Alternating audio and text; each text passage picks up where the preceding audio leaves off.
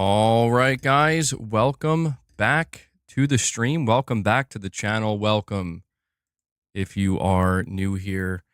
Hope everybody is doing well today. It's a very, very windy Wednesday. It's extremely windy outside. So actually, what I should be saying is that if at any point over the course of today's stream, it just suddenly cuts out, chances are my internet or my power went out. Hopefully that won't happen. I think there's only a slight chance. Slight chance. What's going on, guys? Mepsic, you're saying you've been loving Monster Hunter? Apparently a lot of people have been thoroughly enjoying Monster Hunter. Capcom is enjoying the success of Monster Hunter. I can tell you that. Chris says, hit the like button. MBG, I'm expecting residuals in the mail. Yes, guys, if you haven't, please take a moment and hit that like button. It helps the streams out. Lets me know you guys enjoy the content. Diego, you're saying it was windy yesterday here in Texas? Mepsic says it's windy where he's at. Am I your next door neighbor? I don't know. I don't know, Mepsic, am I? Well, actually, I'm going to say no because, I mean, I'm joking, but for all I know, you might take that seriously and then begin to earnestly investigate whether or not we're actually neighbors. But no, unfortunately, we're not neighbors. You think it's going to be Boss, that he's going to be responsible for the stream going out? No, I don't think so. He's chilling right now. He's sleeping on this other chair. Bros. Sorry, it's Beast Mode. You're making me laugh. Broski, any updates on your delivery from Trash Stop? It did ship. It shipped.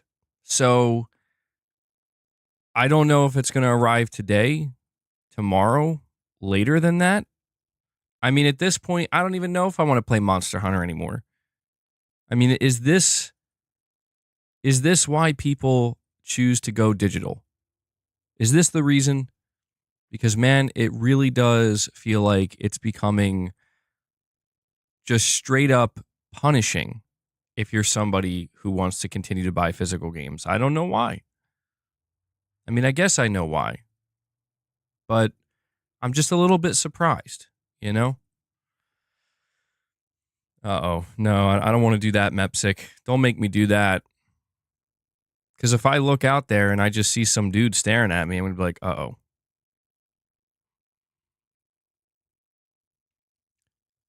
I know, Beast Mode. It is extremely disappointing. Like, this will likely be the last time I ever order something from GameStop because it's just ridiculous, dude. Like, they took my order like 5 days ago and they said it should be there within 1 to 3 days. And there's still no ETA on when it's going to arrive. You get your copies from curbside at Walmart. That's pretty smart. Maybe I should do something like that. And that's just how against going outside I am. So maybe it's a me problem as well. I'm sitting here blaming everything else, but maybe I'm part of the problem. That could be a possibility. Actually, I want to say that's a likely possibility. That's pretty likely. Most new games at Best Buy have 2 stars because they delay it a week. No steelbook or codes.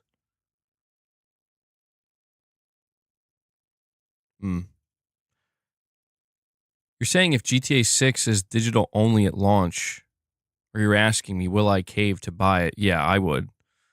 Like I said, I'm not so against buying digital games that it's like I just won't do it. I refuse. It's not that. But I do prefer to go with physical. But, you know, if digital truly is the only option, then so be it. You know, I want to play games. What can I say? I want to play games. I'm not going to let that stop me. And we have Blake Wilson coming in with a $20 super chat to celebrate his 20th time super chatting on the channel. Thank you for that, Blake. Very cool. You're saying, hey, MBG, in regards to your chat yesterday about GTA 6, I think people aren't prepared for the level of detail in the game. For example, I read that Rockstar hired a team of engineers just for the water in this game. Yeah, we had an extensive conversation yesterday. It actually wasn't even listed as the topic. I had to go back and kind of change the title and thumbnail to incorporate it because we had an extensive discussion about GTA 6 and what it's going to do for the gaming industry, but also for PlayStation, and just kind of honing in on the fact that GTA 6 is seemingly going to be like nothing we've ever seen before. And I actually agree with what you're saying here. And I didn't know that. I didn't know that. I guess that would be considered a rumor, but I didn't know that there was apparently an entire team of engineers just for the water in the game. Are we going to be getting some next gen water physics? I could see it. I could see it. But yeah, man, GTA 6, I have to like kind of reel in how much I talk about this game because I noticed that sometimes I think people get a bit annoyed, not you guys, but just sometimes I see people outside of the channel. They happen to come across what I have to say about GTA 6, and my general read on it is, I don't know, I guess people just don't like to see people excited about things anymore, which is unfortunate. But it's one of these things where I do believe that GTA 6 is going to be a game that, like, when we are in the middle of the PlayStation 6 generation, we're still going to be looking at and seeing things in that game that still haven't been achieved in any other game in the middle of the PlayStation 6 generation. And so, yeah, what you're describing here, the level of detail in GTA 6, well, I mean, for reference, we look at Red Dead Redemption 2, the level of detail in that game is genuinely staggering. I mean, genuinely something that we haven't really seen before, right? That's probably going to be ramped up even more so in GTA 6. I mean, again, if you go back and watch that first trailer they put out, it may be the only trailer that is available right now, but even when you kind of pause it and freeze frame it in certain sections, you can just see that there's a staggering level of detail. So I tend to agree, Blake, I guess is what I'm trying to say. And thank you again for the generous super chat, man. I very much appreciate it. And yeah, before we continue on with the conversation, again, thank you guys for being here today. There's not really a whole lot going on with PlayStation today. There were some layoffs and a PS3 update. Those seem to be the kind of big news topics of the day, but we have other things we're going to discuss as well. We will cover those, though. So I want to thank you guys for being here live. I also want to give a thank you to those of you who can't catch the streams live, but watch them after the fact. I really do appreciate that as well. It does help the channel. I want to ask you to please take a moment and hit that like button if you haven't already. It's the easiest way for you to help the channel, to help with YouTube's algorithm, let YouTube know that you're enjoying it so much that you're going out of your way to hit that like button, and it lets me know you enjoy it. Fred, you're saying, is it sad I am more excited for Hell Is Us versus GTA 6? No, I don't think it's sad. To each their own, man. Everybody has certain games that speak to them, and I think Hell Is Us looks really good. I can't say that for me, I'm more excited for it than GTA 6. I am significantly more excited for GTA 6 than Hell Is Us, but I'm going to be playing both. And that's the awesome thing, right? These are just two games that are coming this year that we get to look forward to. Good times, man. Good times ahead. I also want to let you guys know a couple of ways you can support the channel directly. We are completely fan-funded here on this channel. We don't do sponsorships. Luckily, we haven't had to because that's just the type of support we get here, and that's the way I prefer it, frankly. So the way in which we make this happen is there are essentially 4 ways you can support the channel directly. You can become a channel member. You gain access to exclusive members-only perks, such as the Members Lounge. We did one yesterday for a little bit. We do Morning with the Misses, which is a weekly podcast with me and my wife. And we also do member-exclusive gameplay. So after the stream today, we are going to go head over to a Members Lounge, and we're going to do some Tony Hawk's Pro Skater 1 and 2 remake gameplay. All right, I reinstalled it. Um, After seeing that trailer revealed yesterday for Pro Skater 3 and 4, I kind of had the itch to go back. So when this stream wraps up, we're going to head over to the members lounge, do some Tony Hawk's gameplay. Another way in which you can support the channel is gift memberships. We're striving for a goal of 25 members. If we hit that, we will feed Boss and Luna some treats. You can also drop a super chat like Blake Wilson did, or you can drop a direct donation. It's linked at the top of the chat. So thank you to everybody who supports the channel. Sincerely, I could not do it without your support. Very much appreciated, guys. But yeah, we are going to be talking about the layoffs at PlayStation today. Not the most exciting topic, but still something that we need to acknowledge. We're also going to be talking about, it's not talking about, but we're going to be having a long discussion, I guess we could say, about Sony games as a service and whether or not they should continue to pursue them. I feel like this is going to be a relevant discussion because we have a little bit of news regarding Horizon's multiplayer game as well as Marathon.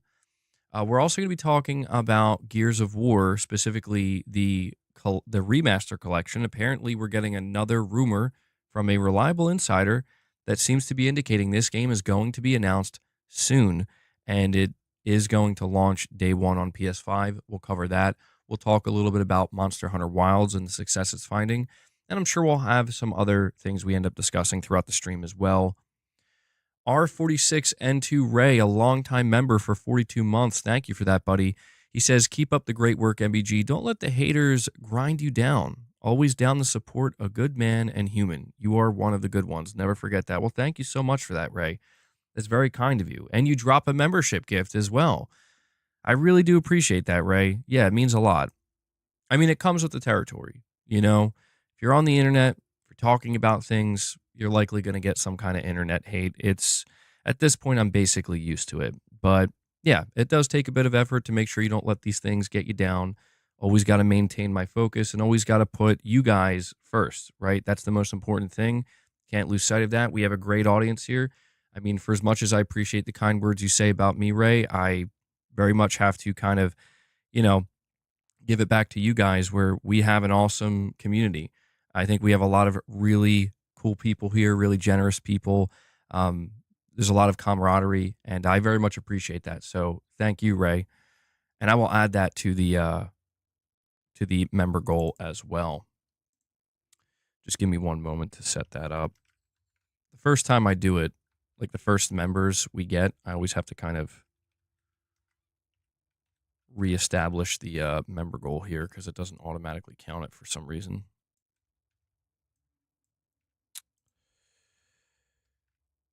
All right. Good stuff. Good stuff, guys.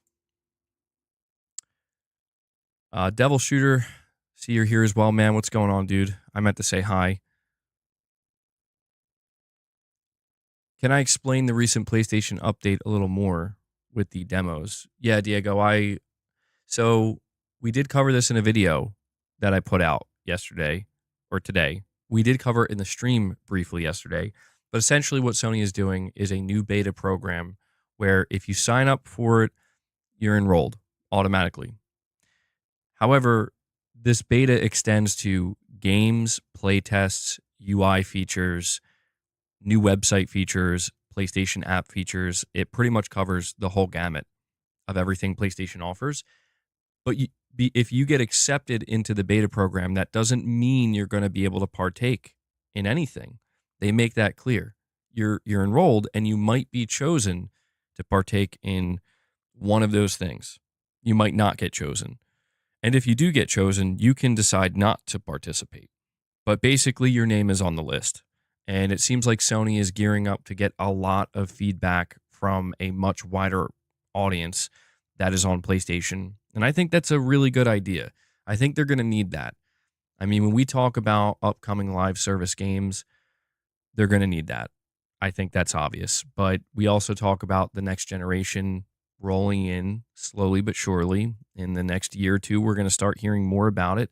Sony's going to be gearing up. They're going to need some feedback. They're going to need that. And I think it's smart because I think if they want to kick off the PlayStation 6 generation with some new features and some new stuff to get the community excited. What better way to do that than to, talk to the community directly, engage with them, and get their direct feedback? Yeah, I've been experiencing that too, Devil Shooter. Strong wins. Yeah, a lot of strong wins where I'm at. I was letting people know at the beginning of the stream that it might, I'm not anticipating it, but there is a slight chance that the internet or the power could go out. And so if the stream just ends, you know why. All right. How is there? See, Chris, I feel your pain. You're in the chat and you're yelling. How is there not one Monster Hunter copy within 100 miles of me? I don't know what's going on with physical games, dude. It really seems like in the last 12 to 16 months, there's just been a shift, just like a complete shift in the way that publishers handle physical games. Because for some reason, that doesn't surprise me. I saw that it was sold out on Amazon. I ordered mine from GameStop. It still hasn't arrived. And it's just like, I mean, it's just the simple fact that if I did decide to buy Monster Hunter Wilds digitally, I would have been playing it like 3 days ago.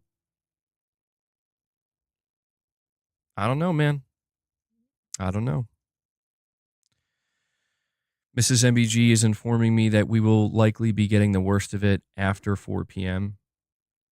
Okay. We should be wrapped up by then. No. I wouldn't say so, Illegal Monkey. I wouldn't say so.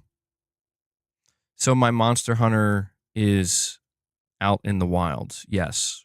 I good one, Hanzo. Good one. Well, let's start with the Gears of War collection rumor.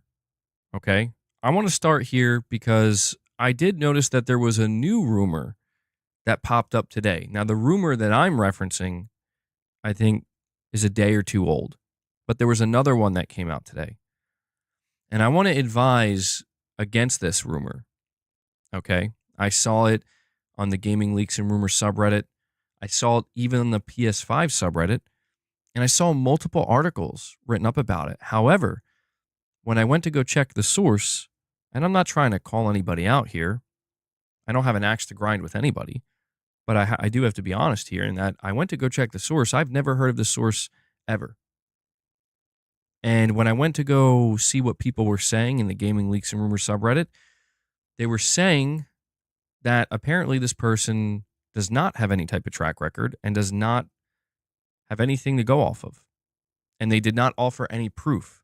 So I'm not even going to bother telling you what this rumor actually is. If you go check the Gaming Leaks and Rumors subreddit or the PS5 subreddit, you'll likely find it for yourself. But it seemed kind of strange to me when I read it. So I'm not covering that rumor. I'm actually covering a different one. I just feel like I have to clarify that because I think when some people saw my title today talking about the Gears of War remaster collection, they assumed that's the rumor I was covering. I am not, because the source is not to me, it's not a good source. It's not a reliable source. However, the other rumor, well, I have a write up here. I'll just read it to you. My God, I don't know how bright my screen is right now, but the light is blinding. A known insider has claimed that the Gears of War collection will be revealed soon and will release on the PS5 in 2025. The series' PS5 port is all but confirmed at this point, with a number of known insiders claiming to have heard that it is in development for Sony's platform. Gears of War collection is rumored to contain remasters of the first 3 games. If true, the trilogy would be a good starting point for new players across all platforms, including PlayStation owners with no prior exposure to the series. According to known insider Ecstasis, the remastered trilogy is currently scheduled for release in 2025, and its PS5 version will launch day one alongside Xbox and PC releases. Ecstasis also claims that the reveal is set to happen at the upcoming Xbox showcase. Now, I thought this one was worth covering mainly because Ecstasis, in my opinion, is a reliable insider. He was the only person, he was the first person, I should say, that told us Forza Horizon 5 is coming to PlayStation 5. And there was no announcement for a couple of months. People didn't believe him, and they pretty much came to the conclusion that he was wrong. And then, boom, it was announced, as we know, like a month ago for PlayStation 5, and he was on the money. He was completely correct. Now he's giving us more insight into another, I would say, big Xbox title. To me, the Gears of War collection might be even more significant than Halo the Master Chief collection because as of right now, there is no Gears of War collection, even on Xbox, right? To whereas with Halo the Master Chief collection, that that's been there since like what, 2014? So he's claiming that the Gears of War collection is, which is going to contain the first three games remastered, is going to be announced at the Xbox showcase this summer. Now, when you look at Xbox's history of when they do their showcase, pretty much they do a showcase every June, every single June. They do a showcase. Every year in June, it happens. I think it's safe to say that's when we can expect it again. And so the really interesting part is going to be when this happens, if this happens, but I believe the rumor. I think it is going to happen. Considering Phil Spencer in a recent interview said that from now on, you can expect to see the PlayStation logo and the Switch 2 logo alongside our game announcements. I mean, are we going to be looking at a situation come this June where one of the biggest announcements that Microsoft makes at their showcase is the long-awaited Gears of War collection featuring the first three games remastered, and then at the end, when it gives a release date, it's going to say Xbox Series X and S, Game Pass, PS5, or maybe Steam, PS5, Switch 2. Maybe no Switch 2. I mean, that's going to be, I think, a pretty huge moment. I think like that's one of those, even though Xbox games coming to PlayStation isn't really news anymore, that is one of those moments where it's like, all right, we've reached the next level. We've reached the next level in this story, I guess. Chris, you're saying MBG, no kidding. I own a Series X just so I can play Gears 1 through 3 in 4K 60. Yeah, and that's the thing. If you are a fan of Gears of War and you're playing those first three games, you are getting like really good versions of them already, thanks to backwards compatibility. They did put a lot of effort into that. And that's what makes me wonder like how significant the remaster collection of these Gears of War titles is going to be. Like, it's kind of weird that in March we have circulating rumors of Gears of War, GOW, but there's also so many rumors of the God of War collection, another GOW, right? And we've been asking that question about the God of War remasters, if they're even real, what will the quality level be? I think the same question can be asked about this Gears of War collection. I would assume pretty high, right? If they're going to save it as like a big announcement for their showcase, it's going to be the first time it comes to PlayStation, maybe Switch. I imagine they're going to put a lot of effort into it. How weird would it be if, like, this year we get both a God of War trilogy collection and a Gears of War trilogy collection? The timing of that. Oh, I figured. Yeah, I assumed, Chris, you're saying you're buying the collection day one on PS5. Yeah, I do think that when you look at Forza Horizon 5, the pre-orders just went live and it's topping the charts. A lot of people are even buying the premium version for $100 where you get all the DLC and early access. It's not necessarily surprising to see that a game like Forza is going to sell well because it's the first time it's ever launching on this platform. But I really think something like a Gears of War collection, I think that has the potential to sell, I mean, millions upon millions of copies. I do. I think Gears of War I still think it's a strong franchise. I think it's a franchise that people still care about on a deeper level. And I think that there is a pretty good amount of excitement. I don't know if I can say an extreme amount of excitement, but there's a healthy level of excitement for Gears of War E-Day. And so I think doing this collection and then also delivering it to new audiences, it's a pretty smart move. Now that Microsoft has kind of ripped the Band-Aid off and they're like, it's not really about console sales for us anymore. It's not even about our own platform necessarily. It's just about getting these games out there, getting this IP out there to as many people as possible. I think it'll turn out to be a pretty smart move overall, at least for Gears of War E-Day. But I can tell you right now, I've encountered a lot of PlayStation players that's like the number one Xbox game that they're like, bro, if they bring that over to PlayStation. Kind of like, I guess you, Chris, where you're playing these games on the 360 or the 360 versions through backwards compatibility, but it's a no-brainer for you. It's a day one buy. Zombie Dragon with a $5 super chat says, it's not news anymore. It just puts an end to anyone saying they're not fully third party. It's them saying, hey, we're going full third party, deal with it. I do agree with you, Zombie Dragon. I don't think talking about Xbox games coming to PlayStation is necessarily news anymore. But I will stand by what I said previously, and that is that there are two more things that will happen that will be newsworthy. Number one, Halo. Whether it's the Master Chief Collection or the next mainline Halo, I'm assuming it will be the Master Chief Collection because that's what's been most heavily rumored. That will be newsworthy.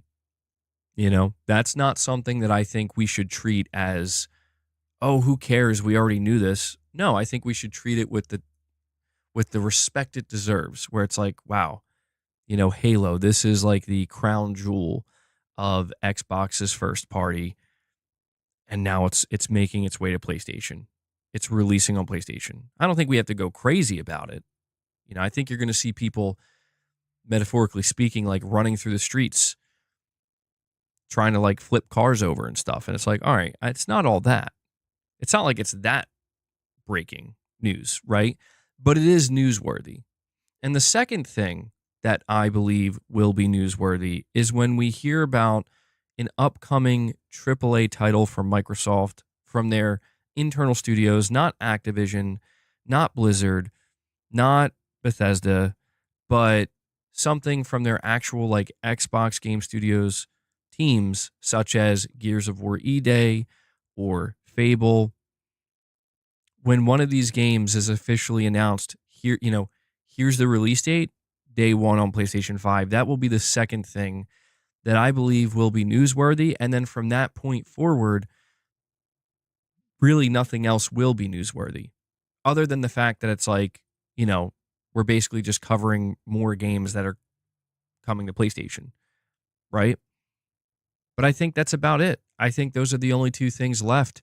I mean, when we talk about the Band-Aid being ripped off, I think it's almost fully off. It's like hanging. There's like that last stubborn part that you got to really yank off at the end there. I think that's kind of where we are in this situation. And so I don't think there's a surprise here anymore. The surprise factor is gone. I don't think there's anything that Microsoft could announce, like this Gears of War collection. I think there will be excitement. I think there will be hype for some of these things that are announced, but I don't think there's going to be some kind of like, oh my God, who could have seen this coming? I'm so shocked by this news. I don't think that's going to occur anymore. Even if something like Gears of War E-Day or Fable is announced to launch day one on PlayStation, I don't think we're going to see those reactions. And I think, let me clarify this. You will see people with those reactions. I don't think they're going to get much attention, and I don't think they'll deserve much attention because it's like, where have you been? You know what I mean? But yeah, once those two things happen, that's it. From that point forward, it's just everything we see from Microsoft, it's going to be everywhere. And I don't see that as a bad thing. Again, I've talked extensively about how I do have some slight concerns about competition in the future, but my view on it at this point is let's just wait and see. I don't know what this means in terms of competition. I don't think anybody really does. I think we just have to kind of let it play out and see where see where the pieces fall on the board, right? We do know that Nintendo is going to get way more third-party support with the Switch 2 than they did with the original Switch. That could lead to more competition. And, we also know that Microsoft is still making another console. I don't think it's going to compete, but it will still be there. Irfan, where's this coming from? Where'd you hear that? I don't believe that for a second.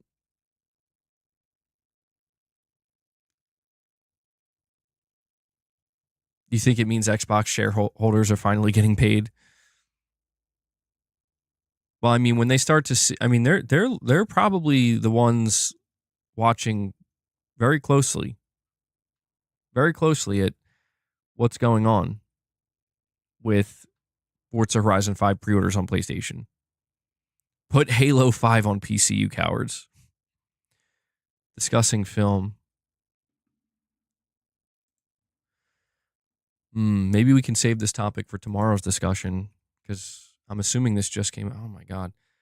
I'm going to have to lower the brightness on my screen.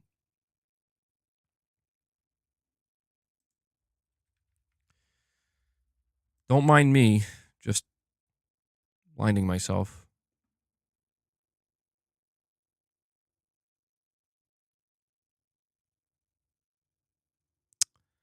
Okay. Thank you for that, Irfan. All right. Hmm.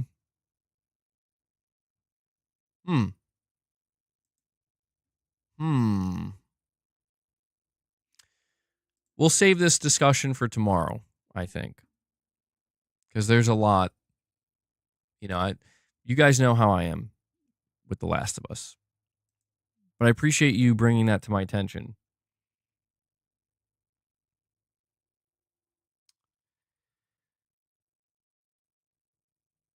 Exclusivity and competition is what gave us the glory years of gaming. I mean, yeah, there absolutely is something to be said for intense competition between these platforms and between these companies. There's no denying that things have changed. And when you look back at the 360 era, the PS3 era, even with the PS2 and the original Xbox, I mean, even with the GameCube, I guess, right?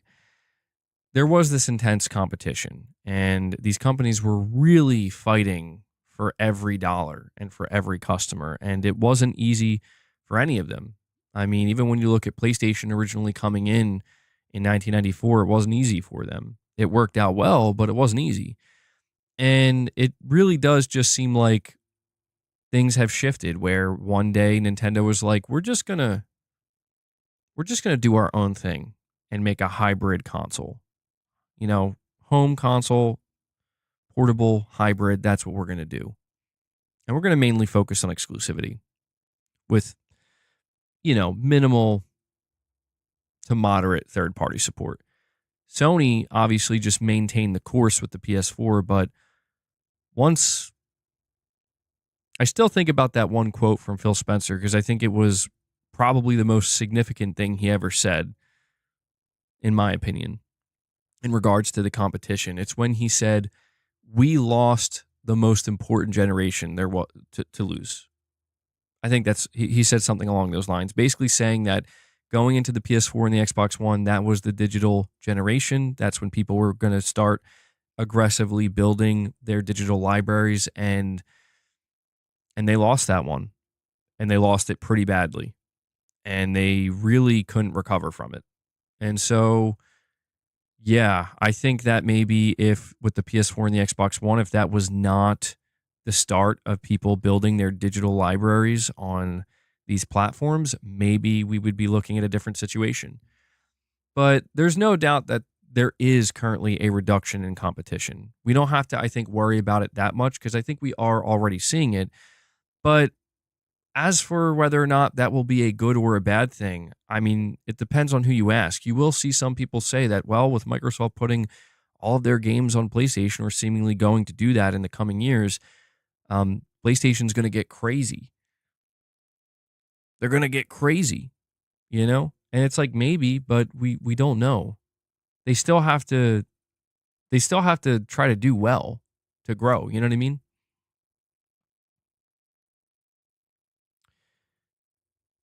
NACVAM, you're saying that's BS, MBG. Xbox could get people on board, but they never had the games or the DRM free user friendly console. Well, I will say that I think they could have won people back. I do agree with that. If they had made every correct decision with no hiccups, no misfires after the original launch of the Xbox One, I think that they could have gained more traction. I think that they could have sold more consoles. I think they could have won more people back, won more people over. But I think the problem was that it was like too little too late. You know what I mean? Where they had somewhat of a strong launch lineup for the Xbox One, but then it just kind of started to flounder as we went deeper into the gen in 2015, 16, and 17 and 18. And during that time, Sony was like peaking, right? So there was this just kind of situation where, okay, we corrected all of the problems that we started this generation with, but now that we're in the middle of the generation, we have a new problem, and that is we don't really have enough games, or we don't have any games that are really compelling people to come out here and choose our console over the competition.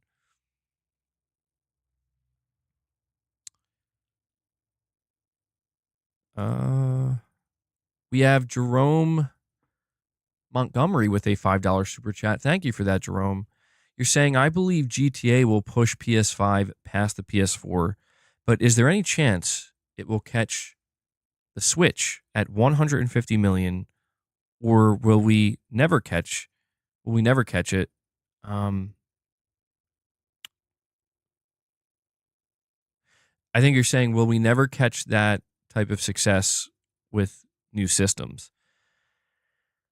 Well, I did discuss yesterday, and I actually put this in a clip on X, where I did say yesterday that I believe GTA 6 is going to propel the PS5 past the PS4. Maybe it won't be as quickly as I made it sound. Maybe I was getting, again, ahead of myself there. But I do think it will propel the PS5 past the PS4. When you talk about the Switch sitting at 150 million units, the Switch seems like it's going to end up catching the PS2. I don't think the PS5 is going to get near that. I do think the PS5 has a really, really good chance of passing the PS4. I think the PS4 is at like 117, 118 million units sold. I think the PS5 could pass that. But I don't necessarily think it's going to go that far beyond. Like, I don't think the PS5 is just going to suddenly be sitting at 138 million units or 140 million. That would be insane. Sony would be shocked. Even Sony would be like, whoa, I can't believe this. But I think the PS5 has a really good chance of matching the PS4 and going, I would say, a bit further than it. I could see the PS5 ultimately maybe capping out at like 125 million when it's all said and done. I could see that. I think that there are a lot of really strong titles that are going to be coming out, and especially with GTA 6, that are going to be coming out in the next 2 to 3 to 4 years. And also, here's another factor to consider: cross-gen support. When you consider how long the PS5 is likely to continue to be supported after the PlayStation 6 comes out, after the next generation Xbox comes out, well after the Switch 2 comes out, the PS5 is still going to be the go-to console for a lot of people.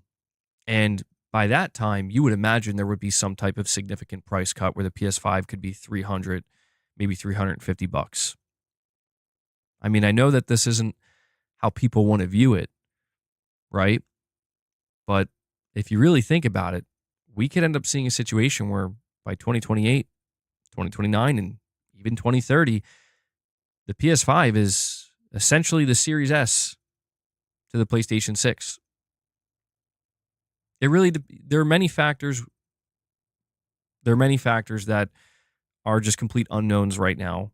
That's just pure speculation on my part. But I guess what I'm trying to say here to kind of answer your question, Jerome, is that when you consider how important the PS5 is right now to Sony and how important it's likely to remain for like years to come.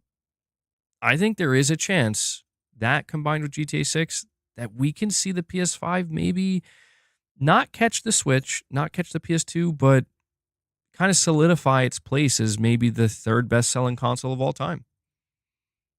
I mean, we have plenty of time to see how that plays out. I could be completely wrong. Maybe PS5 sales are going to fall off a cliff this year. I don't know.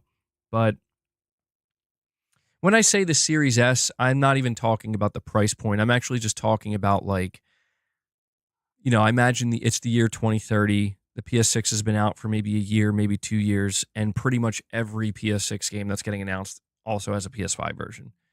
And the PS5 by that point will likely be $350. So a lot of people who still haven't bought PS5s might just say, oh, well, this is the perfect time to buy one. Finally, we're finally moving on from the PS4 and the PS4 Pro. But there are just so many unknown factors, like I said right now. You look at what's going on economically speaking, you see with the the political side of things, all the tariffs and the conversations around that. I mean, we really don't know how it's going to play out. Even Sony's trying to prepare for it right now by stockpiling PS5s. We have SOU, aka Mr. Hamster, in the chat once again, dropping a super chat saying, "What's up, MBG? Just beat Monster Hunter Wilds." Well, congratulations, man. That's quite impressive, actually. You beat it already.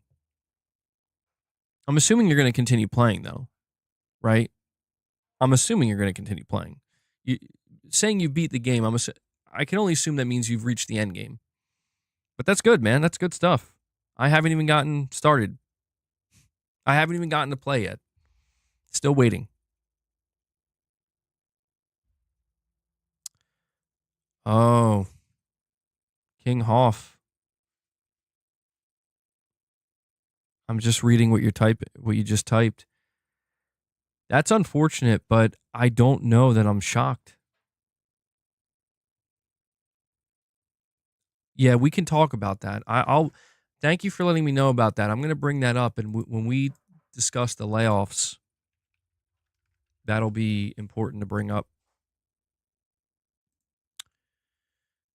Let me get that up. Okay.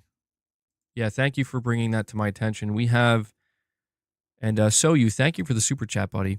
We have Jerome Montgomery with another $2 super chat. He says, does that mean Nintendo has more fans? I mean, that's a difficult question to answer. I don't know that we can look at console sales as a good way to quantify the size of a given fan base. I say this because one thing we know with the Switch, for example, is that a lot of parents buy it for their kids. And I don't know that you could call their kids Nintendo fans per se, as much as their parents are going to make them Nintendo fans. Plus, you also have the fact that a lot of people buy more than one Switch. I've encountered many people. I mean, it's anecdotal, but they've made it clear that, yeah, I got like 4 Switches. There's like 4 or 5 Switches in like one home. So I guess ultimately we have to ask ourselves, what does it mean to be a fan of Nintendo, of PlayStation? And, does it matter who has the most fans? I think it only, if we see the Nintendo Switch 2, or sorry, the Nintendo Switch 1, if we see that surpass the PlayStation 2, I don't necessarily believe that people are going to be talking about it in the sense of, well, Nintendo has more fans than PlayStation, clearly. Just like right now, I don't know that people are talking about it, like using that terminology. I think what it will ultimately mean, what it will ultimately signal, is that Nintendo is possibly the most relevant company creating console hardware. That's what it might mean. That's what it might signal. But we're going to have to wait and see, man, because even though the Switch is very close to catching the PS2, we're still looking at a situation where the Switch 2 is right around the corner. It's getting its full proper reveal in April, and we're going to see games announced. That's going to be the big seller for that. The Switch could just suddenly hit a wall. I don't think it's likely, but it is possible that it could hit a wall. And it's just like, yeah, now that the Switch 2 is out there and pre-orders are up, that's what everybody's going to be going for. And pretty much nobody's going to be touching the Switch anymore. I don't think that's likely, but we just have to kind of prepare for that. They could reduce the price of the Switch, and that could push it over the line. Nintendo literally has its hands in theme parks now. Sony doesn't. That is true. Actually, isn't there some kind of like Uncharted roller coaster ride or something somewhere in the world?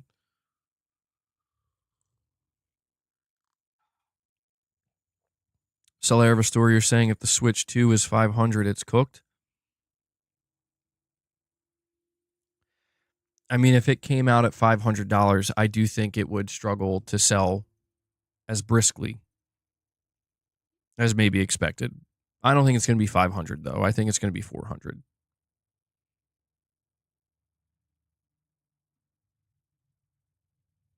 Looks like my YouTube studio is going to crash any second now.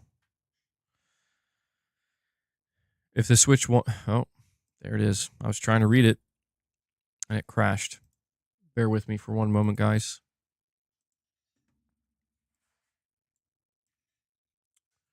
Okay. I really wish it would stop doing that. If the Switch 1 gets a price cut, that would be crazy. Not one price cut since launch. I mean, yeah, that is... When you put it that way, it is kind of surprising that there hasn't been any price cut for the Switch. And it would make sense that the first price cut would come when the successor launches. They were making a PlayStation attraction. Mystic covered it. Yeah, I could have swore I heard something about that. I don't know if it ever actually happened or not. But yeah, kind of circling back around here, going all the way back to what we were talking about originally, the Gears of War PS5 collection. Again, it's a rumor we're hearing. Take it with a grain of salt. It's coming from a solid source. They're claiming that this collection is going to be announced at the upcoming Xbox Showcase, presumably in June, and it will be announced for PS5 day one. So there you go. I do want to talk about these layoffs, though, because we actually have some more breaking news regarding a studio that Sony was working with that seems to have shut down, unfortunately. So we'll start with the layoffs themselves. Again, sorry for the brightness. PlayStation Studios have been hit with layoffs in at least 2 countries, according to preliminary reports. Development teams in the United States and Malaysia have been affected so far, with PlayStation's Visual Arts Group hit in the US. As spotted by Kotaku, a former Visual Arts employee who now works at Riot Games took to LinkedIn to sympathize with their former colleagues that were laid off. PlayStation Visual Arts let go of developers with decades of subject matter expertise, talent that will be extraordinarily difficult to recoup, the post reads. Kotaku sources claim that those who have been made redundant were working on canceled live service projects, including Ben Studio's game. This industry can be unpredictable, but the skill, experience, and passion of the people I worked with at PlayStation Visual Arts are undeniable, the LinkedIn post continues. Separately, Malaysian outlet NMIA Gaming reported that PlayStation's Kuala Lumpur studio lost at least 20 employees that they know of, including artists and project managers. This is the second round of layoffs reported at PlayStation within a span of a month. In February, a former senior design technologist at Sony Interactive Entertainment claimed that most of their team was laid off. Sony did not acknowledge February's layoffs and have yet to comment on the latest reports. But to make matters worse, we have Insider Gaming with an exclusive report here saying Until Dawn remake developer Ballistic Moon has effectively closed. Until Dawn remake developer Ballistic Moon is effectively closed. That's according to multiple sources with knowledge of the situation. Insider Gaming has learned that after the layoffs that were publicly announced in September of 2024, When they took place, roughly 40 employees or so were let go. The remaining staff was kept to offer post-launch support and development on Until Dawn after its October release. In December 2024, however, the company quietly laid off that staff as well, resulting in around 20 more developers losing their jobs. Sources say that only the studio's founders remain and possibly a handful of employees at most. There are no employees in public relations, marketing, or development left. People are sharing bugs they found in the game to make the team aware, but there is no one working on patch support for the game anymore, one source said. The studio has effectively closed now. As far as what happened, those who spoke on the condition of anonymity made it clear that the owners attempted to keep things at Ballistic Moon moving forward. Many said that the owners were actively looking for funding and pitching projects, but could not secure funding or a new publisher. When asked about Sony publishing another game or future updates to Until Dawn Remake for the studio, one source said that it was discussed but never came to fruition. Sony said after the game they might greenlight more funding for updates, but it looks like they didn't, the sources said. Regarding working at the studio, most who spoke said it was a generally good place to work. Many spoke highly of their teams and the work being done. What they didn't like, though, were instances of unpaid overtime. One former employee equated it to weeks of unpaid work, and that the internal announcement of redundancies came after the team had worked overtime. Nice reward for your hard work, they said. Ballistic Moon's leadership has yet to put out an official statement on the status of the studio and whether or not it's been or will be closed. In technical terms, it remains active in name. Should a publisher sign on or funding come from elsewhere, the studio could start a hiring process again to bring in developers and other staff. Right now, however, there is no work being done. Insider Gaming has attempted multiple times to get in contact with Ballistic Moon's co-founders and owners, as well as Sony, regarding the claims of additional funding for the studio, but no responses have been received. And so that's where we are. So, man, not good news. Not good news. I mean, the layoffs just keep rolling in, man. The layoffs just won't stop. And this is the second round of layoffs from Sony. And this is, again, another byproduct, another negative byproduct of Sony's hyper aggressive push for live service games. And I know that we've talked about that ad nauseum, but their visual art studio, the Malaysia studio, I don't know how many people exactly were laid off, but it sounds like it was a pretty decent amount. You know, it was enough. And so they do mention that some of the individuals that were laid off were people working on Sony Ben's live service game. And it's a shame, man, because I feel like it didn't have to be this way, but hindsight 2020, I guess. Ballistic Moon, apparently, well, they're not shut down, but it seems like they're on the verge of closing.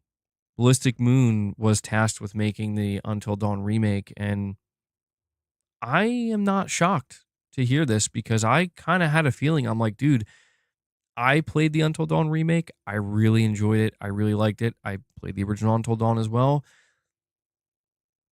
But I had this feeling that I think this game flopped, like, badly. Like, it seemed to me that this title was just not gaining any traction, and most people were just like, did we need this? And the answer that I think the market gave, generally speaking, was like, no, we really don't. Chris, are you really saying in the chat right now, but MBG console sales? Like, dude, we're talking about layoffs at a company, man. We're talking about $1 billion conglomerate laying off people, and you're out here making jokes about console sales, bro. Like, come on. Get it together, Chris.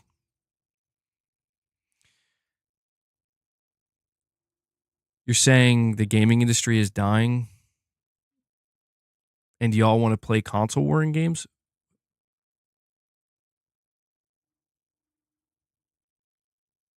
You're saying the games need to be on every platform where the gaming industry is cooked.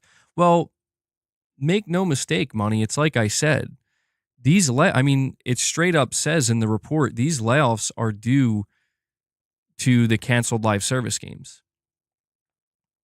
I don't know that Sony suddenly announcing, hey guys, we're going to launch God of War 2018 on the Switch 2 and the Xbox consoles. I don't think that that's suddenly going to somehow result in these developers not being laid off. The reason why these developers were laid off is because they're not needed, unfortunately. Like, I know that sounds brutal, but think of it this way. They were hired to work on a live service game, not only to develop it and release it, but they were also expected to continue to maintain that game for years to come. And then the game just got canceled. And it's like, yeah, it turns out we made a huge mistake. We wasted a lot of time and money on this. And now we don't have anything for you to do. That's what I meant when I said, like, this could have been avoided by just Sony Bend being aware enough, or smart enough, I should say, to understand that the best path forward for you right now is a sequel to Days Gone. And I'm sure they're realizing that now. Seller Restore says gaming is dying because they want to be greedy and gamers are saying no. Well, first off, gaming isn't dying. The layoffs that are occurring in the industry are happening for a multitude of reasons. You know, I think people want to come to their own conclusions that make the most sense to them. Like, oh yeah, it's because, these layoffs are happening because everything needs to go multi-plat. It's like, no, that's not why. And that's not, like, that doesn't make any sense. If that was the case, then why are studios and publishers who are multi-plat, why are they suffering layoffs as well? It's because the industry has overhired significantly. The industry overhired in a big push in 2019, 2020, and 2021. There was a big boom, funding everywhere. The money was flowing. The money was easy. And everybody and their mother said, we got to hop on this live service train. And it all blew up, man. It all blew up. There wasn't enough room. The bubble burst. And now we're seeing the fallout. And it's not to say it's exclusive to live service games or multiplayer games. It's not. We see it with some single-player games as well. But it's unfortunate, man. It sucks. Some people want gaming to die.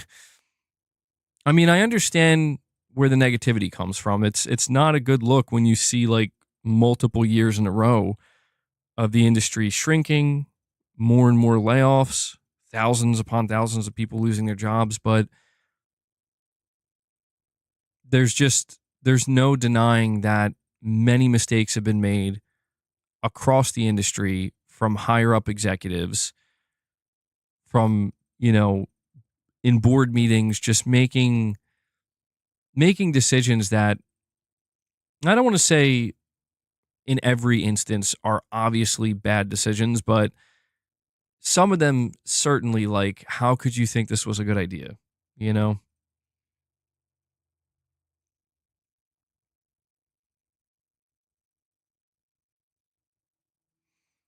All right, boss, let's get you up here.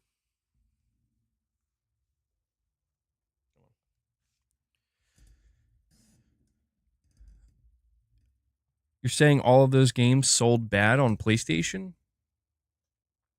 Well, I'm assuming you're talking about Until Dawn Remake. Until Dawn Remake launched day one on PC as well.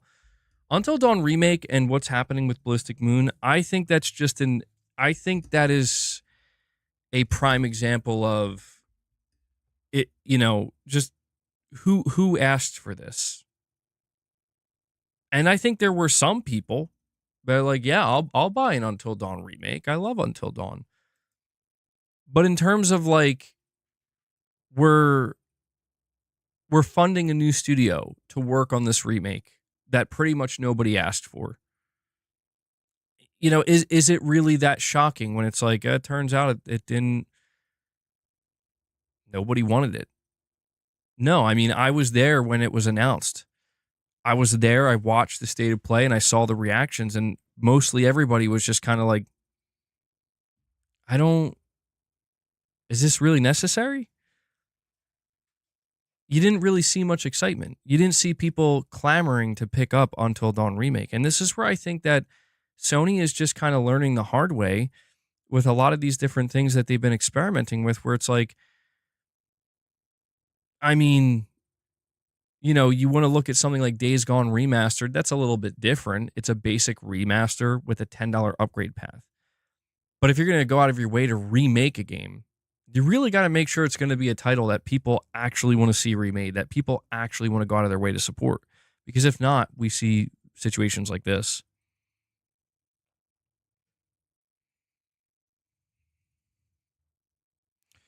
But yeah, it is unfortunate, man.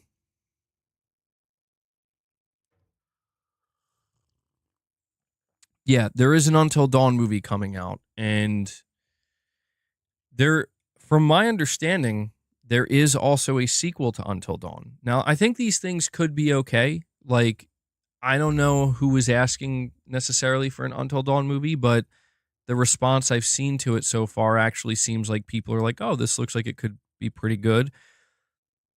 Until Dawn 2 is going to be the real test because Until Dawn 2, I believe, is being developed by Firesprite. And Firesprite was one of the studios that Sony acquired, I think, in 2021. And they have yet to really produce anything that significant.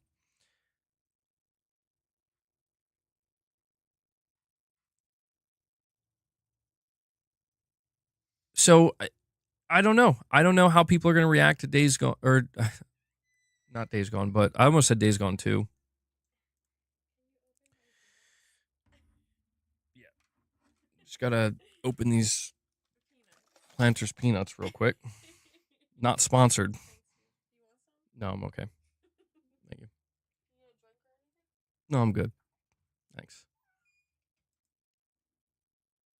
But yeah, I don't know how many people are going to walk away from like a Until Dawn 2 announcement from Firesprite. It really depends on if it retains what made that first game so good. It is worth noting that pretty much the entire development team that worked on the original Until Dawn is not going to be involved with it. But if Sony was trying to gauge interest in Until Dawn with a remake, well, I would hope that's not what they did because it's like, well, people already played it, Anybody who was interested already played it. Mostly everybody who was interested played it. You think the AAA gaming industry has hit a max ceiling of players, more or less? Maybe. Yeah, it that could be a possibility as well, where it's like there is a mass market for AAA games and AAA experiences, but maybe we have hit that ceiling. MBG, it's time to come back to the green side. The blue side is nothing but depressing. I mean, not really. It's not perfect, but I don't think things are perfect with Microsoft either. I think that's a crazy thing to say though. Like, come back to the green side. Like, they're coming to the blue side, man. You know what I mean? Like, I feel like you saying that would be relevant. It would hold some kind of weight if Microsoft wasn't bringing their games over. But now I get the best of both worlds, I guess, and the worst of both worlds. I don't know. You read an article on Push Square today about Days Gone 2 being canceled. That's the first I've heard that there was a sequel on the cards. There's a lot of confusion about Sony Bend and what happened. I try to clear up this confusion. Basically, here's what needs to be understood about Sony Bend. What needs to be understood about Sony Bend is there was a bit of a clash between a lot of developers at the studio, a lot of the team, with the heads of Sony Bend. So there was Jeff Ross, there was John Garvin, and I don't know how intense it was. I'm not trying to make it sound like there was bad blood. There could have been.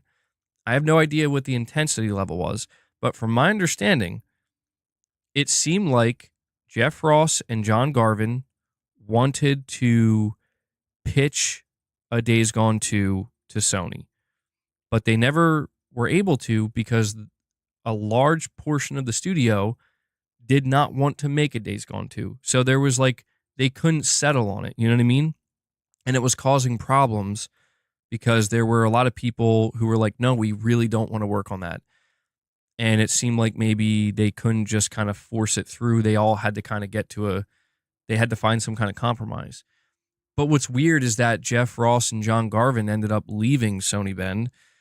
And I don't know if they were fired or if they willingly left, but the point is, like, Days Gone 2, the directors of Days Gone, they have made it clear over the years that they had a plan for Days Gone 2. But it just seemed like there were too many roadblocks preventing them from being able to actually make it. They couldn't get most of the studio on board. They couldn't even, get it together well enough to pitch it to Sony. And it just, I don't know, man. If you ask me, I think Sony Bend has been unbelievably mismanaged. I think Sony Bend, they showed their true potential with Days Gone, and I thought the path forward for them could not have been more obvious, where it's like, you guys have proven you can make a AAA single-player open-world game that may not go down as one of the best ever made, but is very solid, has a solid foundation, has solid bones. You guys can really take this far. The sequel can be so much better than this. And it was just squandered, where it's like, nah, what if the directors of Days Gone just left the studio and then we decide to go make a live service shooter game of some kind that nobody asked for? And it's like, all right. And now look at where we are. Now it's like, you guys want to buy Days Gone remastered? We could have been looking at a Days Gone 2. And I don't mean to keep harping on about it, but it's just, anytime we talk about Days Gone, anytime we talk about studios being mismanaged and things kind of like going awry, I mean, to me, this is just a glaring mistake,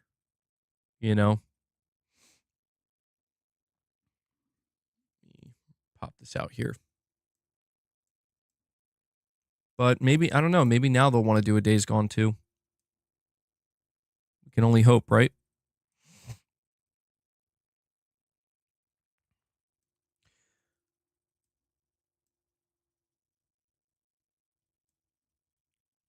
Chris, that's a weird take, dude. You're saying that's less money spent on Sony's own games and less time spent on Sony's games?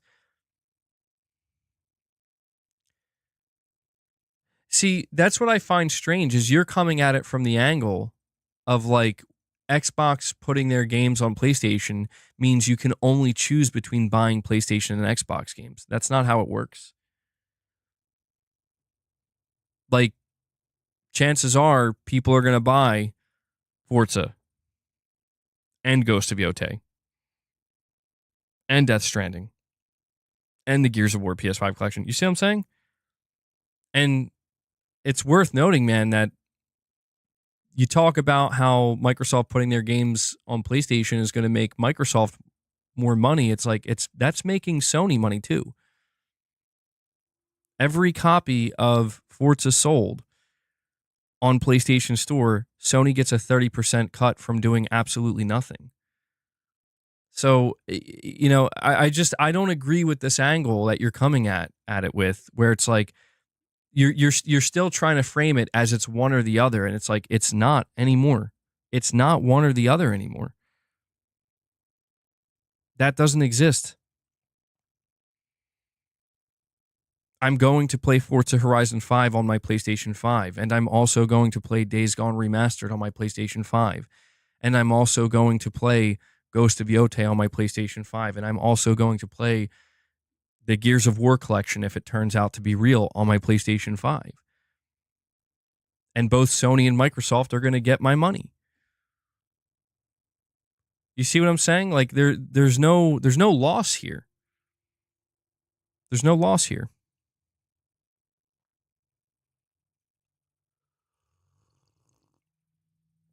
I mean, is Sony upset that people are choosing to buy Monster Hunter Wilds right now and not Horizon?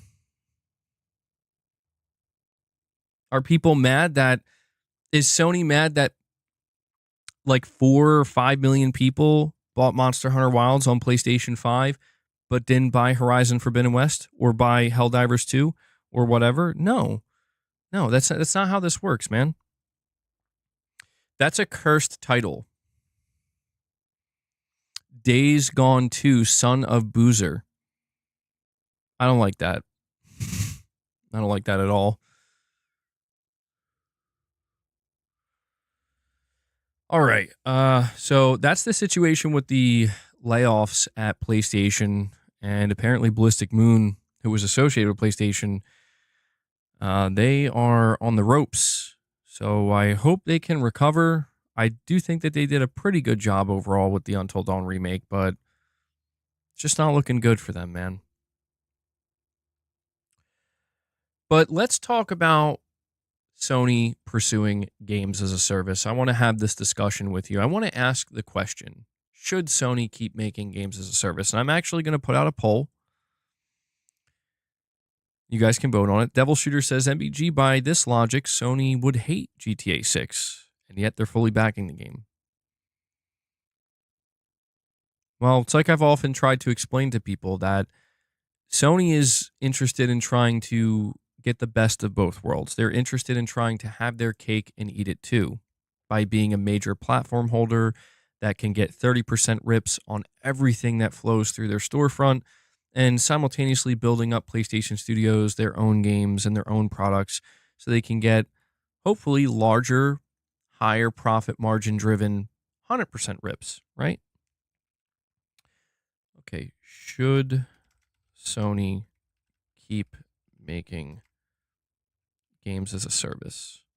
Yes, no, maybe. All right. So I'm putting this poll out. Vote on it.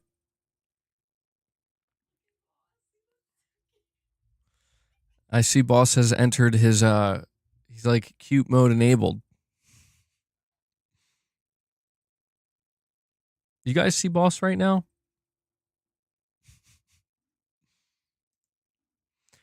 We have Josh Z with a $10 super chat. Josh, thank you so much for that, buddy. You're saying here Ben seems to be Sony's version of Retro Studios over at Nintendo in terms of internal chaos. The difference is in the parent. Nintendo knows how to fix such problems and still gets the most out of Retro. Interesting observation, Josh. I'm not too familiar with that studio underneath Nintendo, so I don't know that I can speak too much to it. But I am worried, right? I am worried that Sony is not going to know how to get a hold of Bend. Because when we talk about Days Gone 2, I know that right now there are a lot of people that, and myself included, before we move on to the games as a service conversation, there are a lot of people that look at the Days Gone remaster as a window of opportunity, that this is maybe hope, that Sony is going to finally get the hint and greenlight a Days Gone 2, and that's what Sony Bend is going to do, and it's possible. However, knowing that the original directors of Days Gone, who had, these were the people who had the original vision for the first game, but also the sequel that was to follow, they haven't worked at Sony since like 2020 or 2019. They've moved on. And I don't even know who the head of Bend Studio is at this point. We have no idea what state this live service game was in that they were making. It could have been really bad. It could have been really bad. Or it could have just been fine, but maybe wasn't making good enough progress. It's hard to say. I don't know what they do next, because if they choose to do a Days Gone 2, as much as, and I will be excited for that, if they make some kind of announcement where they're like, listen, we've decided we're going to, we're excited to announce that Days Gone 2 has been greenlit. This is our next big project, and we'll give you an update when we have something. that would be exciting. And I think it would get a lot of celebration. A lot of people would be behind it and be like, yes, this is what we wanted. But we have to do so knowing that, the kind of minds behind Days Gone are no longer at the studio.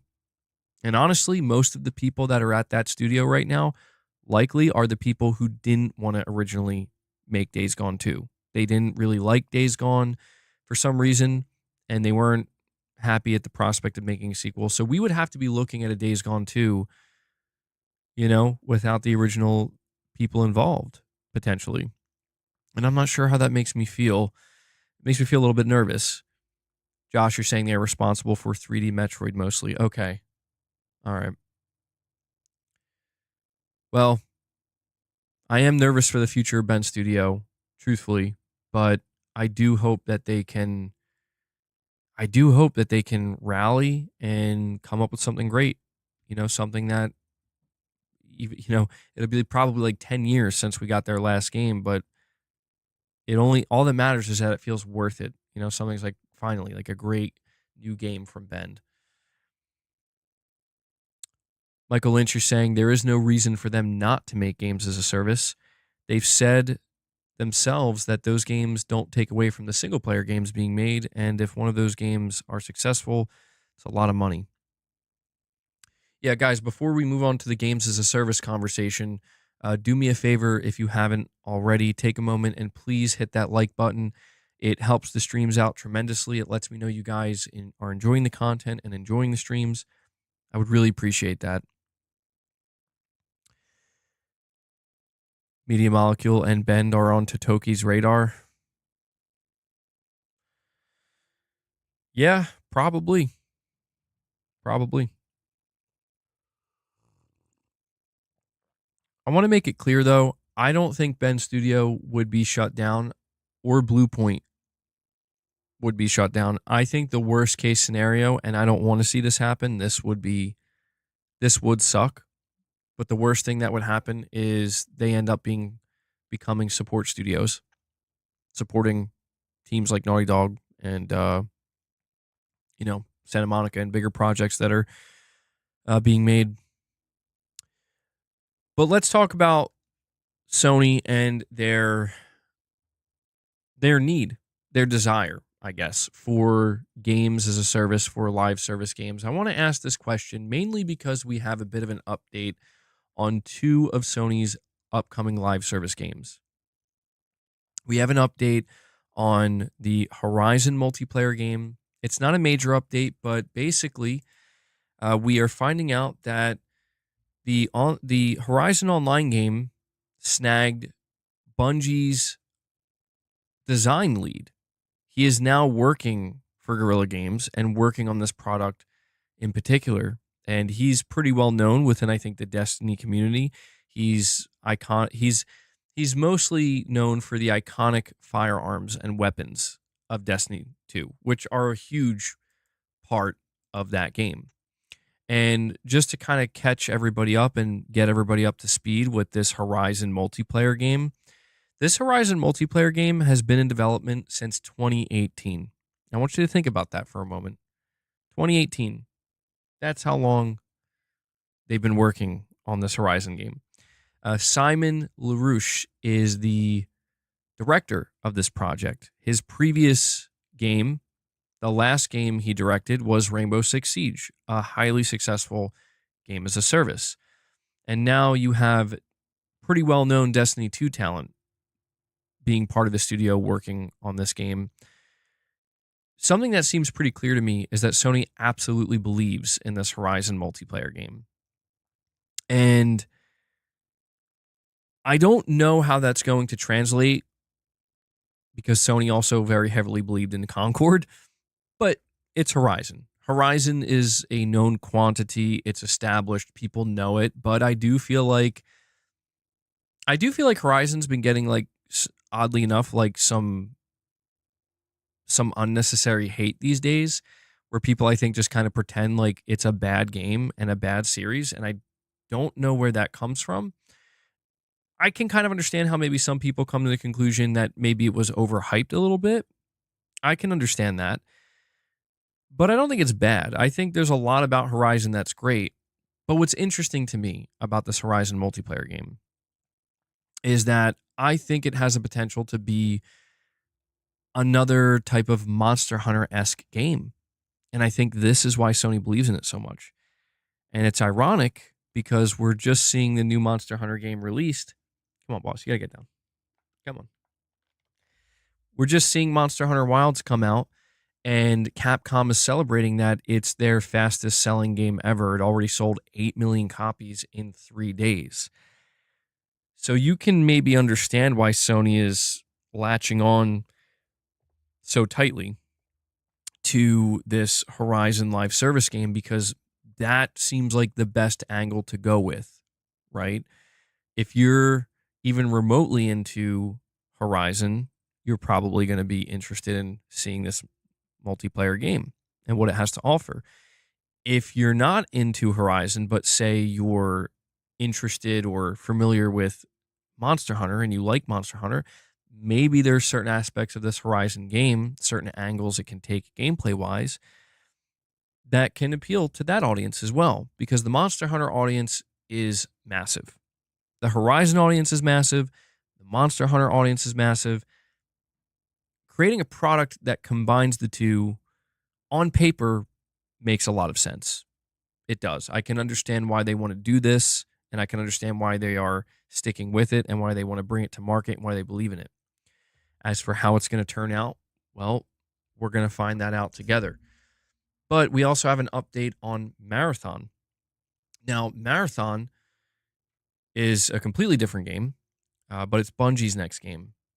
And apparently it has been found once again on SteamDB, or on the SteamDB page, that there are different editions of Marathon that were uploaded and different packages, and they seem like they're going to be pre-order bonuses for Destiny 2, and they seem like they're going to be some type of cosmetic. Now, Jeff Grubb did tell us that apparently Bungie is aiming for a April reveal for Marathon, and from his understanding, Bungie is going to be allowed to treat Marathon as its own thing, separate from PlayStation, separate from Sony, and they're going to kind of do their own thing. So, even with that in mind, this is still going to be a major game that Sony is kind of banking on. I mean, let's not forget Sony paid $3.6 billion for Bungie, for Marathon, for the next big Bungie game, as well as the expertise that Bungie has to offer in the live service space. And we saw how disastrous this has been. The Bungie acquisition has proven to be a big mistake, but it is possible that with Marathon getting closer to being finished and it being the next big Bungie title, it is possible that Sony can recoup something with this game. And I have no doubt in my mind that if there's any game Sony probably has, I don't want to say the most confidence in, but a higher amount of confidence in actually doing something, actually making some type of wave of any kind, it's probably Bungie's next title. So it seems like we are on the verge of seeing this game revealed, and I have to admit, I'm interested. I'm not the biggest Bungie fan, certainly never really got that deep into Destiny, but I'm interested to see what Marathon has to offer. Whether or not this game is going to be the one to match what Helldivers 2 has done, I'm going to say probably not, but could it establish its own audience, get enough people involved consistently enough that it's like it justifies its own existence, and Sony can kind of like put it in column A being successful live service games we released? Yeah, I think it can. But I think Bungie has lost a lot of goodwill. I think that the biggest problem with Marathon is it's not Destiny, right? It's something. It's something that I think it's gonna have to fight to carve out a place for itself. Henry 3K, you're saying Bungie will never make 3.5 billion in revenue. Bungie is a permanent loss for Sony. I do agree with that, but that's why I was saying if there's anything that can help them recoup anything, right? Just even a very small portion of that, they're probably like, well, it's got to be Marathon, right? Not Destiny 3 for some reason.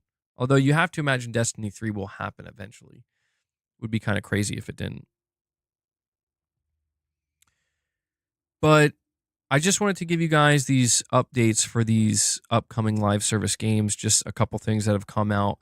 But it then leads to the greater question of, should Sony keep pursuing games as a service? Well, I do think it depends on who you ask. Hold on. Boss is throwing a fit. Stop it. Stop. Don't be bad now, boss. I do think it depends on who you ask. But I honestly could not blame anybody for immediately coming to the conclusion that Sony should stop making live service games. Sony should stop pursuing games as a service. I can't blame anybody for jumping to that conclusion after the train wreck that we just saw. But at the same time, we do have to keep in mind, and I would encourage anybody who jumps to that conclusion to keep in mind, but don't forget about Helldivers 2. And I feel like Helldivers 2 is kind of like that, oh yeah, huh. The thing that's so significant about Helldivers 2 is it proves that Sony can do it. Proving you can make a successful live service game is much harder than having a failed live service game. Having a failed live service game is pretty easy, right? We look at Concord as the antithesis of that. I would make the argument that what Sony achieved with Concord is also pretty difficult to pull off, but it's much easier to have a failed live service game than it is a successful one. But Sony has proven with Helldivers 2 that they can do it. Not just a relatively successful live service, but I mean something that really becomes the next big thing, at least for a certain period of time. They did prove that. Now, when you take that fact and you stack it up against what we are looking at in the games industry right now, the reality, I think, presents itself. The answer to this question, should Sony keep making games as a service, becomes pretty obvious. And the answer is yes, they should. However, that answer is not so simple. It's not just a simple yes. It's yes. However, they need to really think about how they want to approach it, because their first approach, in my opinion, overall was a failure, even with Helldivers 2. And the reason why I say that is because if you have to sacrifice like 9 games for one Helldivers 2, that's not worth it. Now, the question really needs to be not, should Sony keep making games as a service? The real question should be, can Sony get another Helldivers 2 or something relatively close to that without having to sacrifice 9 games and multiple studios basically sacrificing a whole generation to push for that? That's the question that's going to be very difficult to answer. I think the answer, however, if I had to give my best guess, is yes, I think it can be done. But I think it can only be done over an extended period of time. I don't think it will be immediate. I don't think it will be fast. I think it will be painful and it will be slow, but it will be worthwhile. I think what Sony's going to have to do going forward with games as a service is they're going to have to make sure that if they're trying to put out a live service product that they have high aspirations for, they got to make sure that when they are evaluating their portfolio, their studios, and what they're doing, that it's not like, okay, well, we got this live, so we got the Horizon game or Marathon coming up. How are the other 6 live service studios going? Or games, sorry. How are the other 6 studios that are working on live service games? How are they going? It shouldn't be done that way. It should be done where it's like we have 2 to 3, maybe 4 studios, maybe 5 if we're pushing it, at any one time. That's like, you guys are the ones working on live service. I think 5 might be too much because Sony doesn't have that many studios overall. It's got to be like, all right, how are the 2 to 3 studios that are working on these live service projects, how are they faring? And then how are the rest of our studios doing working on single player games? That's how it has to be done. And that's not how it was done. Because it's kind of like what Michael Lynch said earlier. He says that, Sony said themselves that pursuing these live service games isn't taking away from the single player. It's a bit of an illusion in a sense, right? Where it's like, technically that's true. I think what Sony was really talking about is they had enough of a foundation or a safety net where it's like, all right, Sucker Punch, single player. Naughty Dog still has a single player game being developed in the background. Santa Monica's got a new single player IP in development. And this was kind of their safety net of like, even if the live service plan fails, it's okay because we still got single player games. But that's also where the greatest criticism comes in, where it's like, okay, well, that's good, but shouldn't we have like double or triple the amount of single player games? And the answer is yes, because many of the studios that you tasked, or maybe Sony didn't task them with, they suggested they pitch live service games. Many of those studios would have likely been working on single player projects instead. Right? Or at least some of them. Now, we do have to keep in mind what Shuhei Yoshida said. Shuhei Yoshida did inform us that a lot of these studios want to chase their own success as well. A lot of these studios have made it,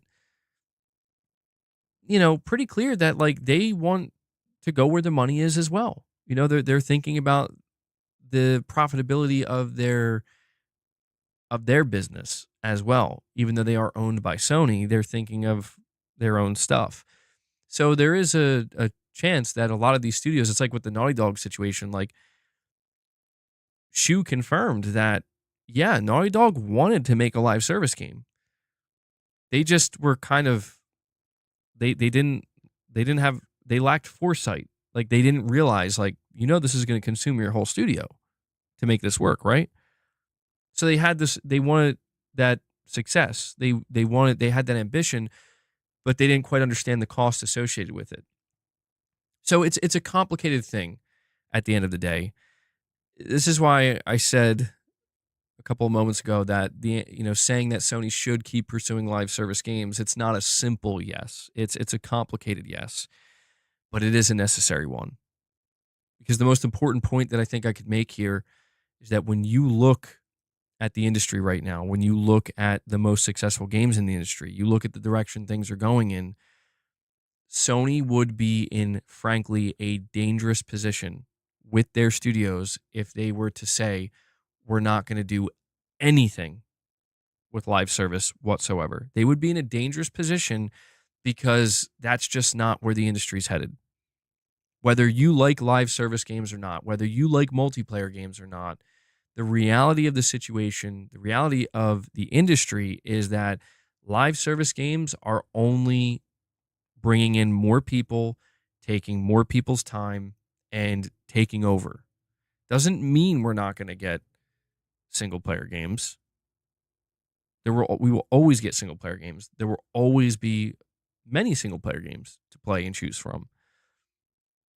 But what we see now is in between those single player games, and there's a lot of time in between those single player games, considering how much time it takes to create these single player games, people are going to these live service titles.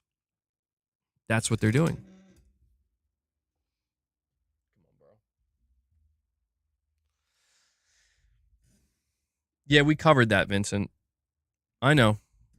We covered it. We talked about it. Unfortunate news. Very unfortunate.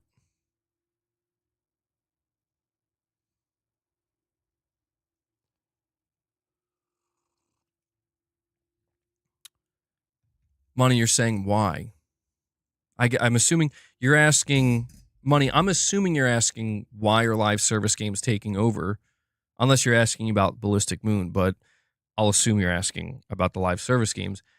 The reason why live service games are taking over, I mean, I think it's fairly obvious, like a lot of these games are free, so there's no barrier to entry. A lot of these games you can just continue to play for free, and you don't have to spend a dime on them. But if you do want to spend money, it's likely on one thing, right? Oh, this skin that I really want. And then you just, or a battle pass. And a lot of times those battle passes are they're created to make it feel like they're well worth the 10 or 20 bucks you're spending on them, or however much they are. And I think a lot of people who play these live service games, they are interested in other titles, but it's just they always fall, they always come back.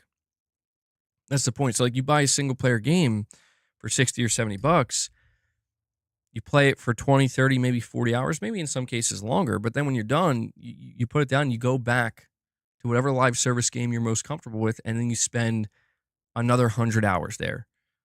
And there's a really good chance that within that 100-hour period, you're likely spending some kind of money on microtransactions, or you're engaged in a way that the game wants you to be engaged. Like they just want your attention. You're engaging with it. Like that's all it really comes down to, is you're engaged with the game. And this is only growing. Like that's the most important thing to highlight when we have this conversation about Sony pursuing games as a service, is this is only growing. This isn't like a phase. This isn't like a trend. There was a trend, I guess we could say, again in 2019, 2020, 2021, where everybody at one time decided that they want to try to flood the market with live service, the rat race. But live service games themselves are not a trend. They are here to stay, and they're going to continue. I think going forward, what we're going to see are many publishers continue to take their best shot at live service games, and they're going to fail. But every now and again, we're going to see a live service game that comes in and maybe kind of pushes another one out. Or maybe it doesn't push it out, but it lowers the presence of one, and it kind of, it becomes a more even playing field, even distribution between them. But that's the crazy thing about observing the market when it comes to live service games, is just seeing that it's not going away ever. Like the future is live service games. And I know that people who love single player games, that's probably the worst thing to hear in your mind. But I'm not saying that as like, I want the future to be live service games. I'm just telling you, like, that's what it is. That is what it is. And I don't think Sony's going to give up at the end of the day. And I don't think they should. I can't help but continue to think about this Last of Us multiplayer game. And I can't help but think, like, this is such a missed opportunity. A missed opportunity of, in what could be just, like, if you have the opportunity, one of your biggest franchises, The Last of Us, when it comes to that Neil Druckmann situation and his recent comments, we're going to cover that tomorrow. So just hang tight with that. But you take one of your biggest properties, one of the most recognizable ever in gaming, or just in general, now that it has its own HBO show, The Last of Us. You have this opportunity to put out a game that it is a Last of Us game that will persist for 10 years and make us money for 10 years. And keep Last of Us players happy and engaged for 10 years. You're out of your minds. In my, like, business wise, you're crazy for just, nah, that's nuts. And you got to give Sony credit, dude. I got to say, you got to give Sony credit that they could have forced that. And common sense tells you that's what you do. Like, that's great, Naughty Dog. Like, you want to make Intergalactic. That's wonderful. But we're going to need you to make that live service Last of Us game. You're going to have to do that because it would have worked. That's the wildest part about the whole live service situation, is Sony had, and that's why I'm so curious about the Horizon live service game, because I think Sony, that's the next best thing, right? It's like, well, we can't do a Last of Us. What about Horizon? Oh, Horizon's a really recognizable IP. That's one of our biggest IPs. Let's go with that instead. Guerrilla wants to do that. They're committed to that. I'm like less confident in that. The reason why I'm less confident in Horizon is because if it tries to be a Monster Hunter-esque game, that already exists. What would have been so awesome and what would have, in my opinion, guaranteed The Last of Us Online would have been a successful game is that there's nothing quite like it out there in the live service space.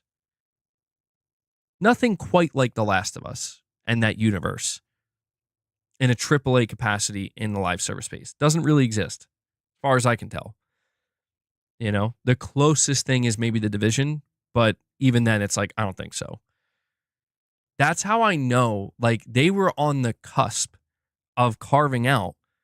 Like, that was their moment, dude.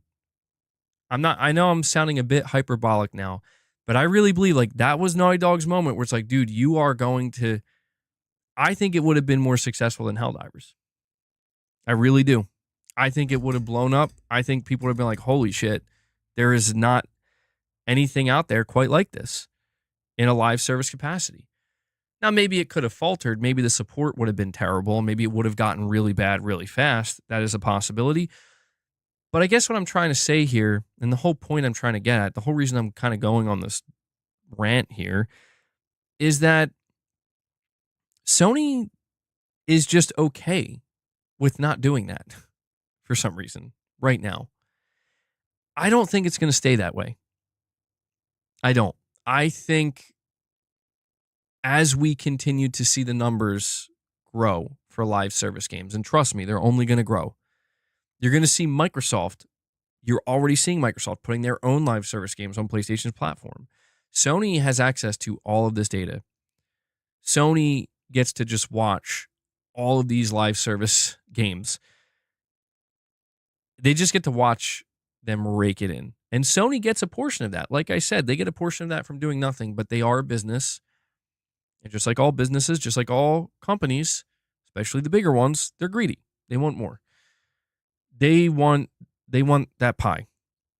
They want that pie. And so I think what we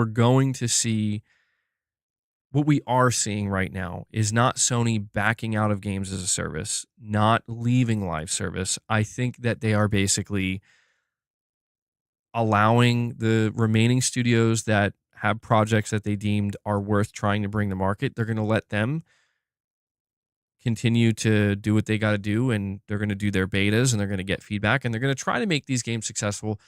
I think, do not be surprised if when we go to the PlayStation 6, when we think about like all the preparation that's being done right now at PlayStation Studios for the PlayStation 6, the games lineup, everything else, when we think about all this, don't be surprised if we see a new wave of live service games announced. Because I want to highlight something here that is important.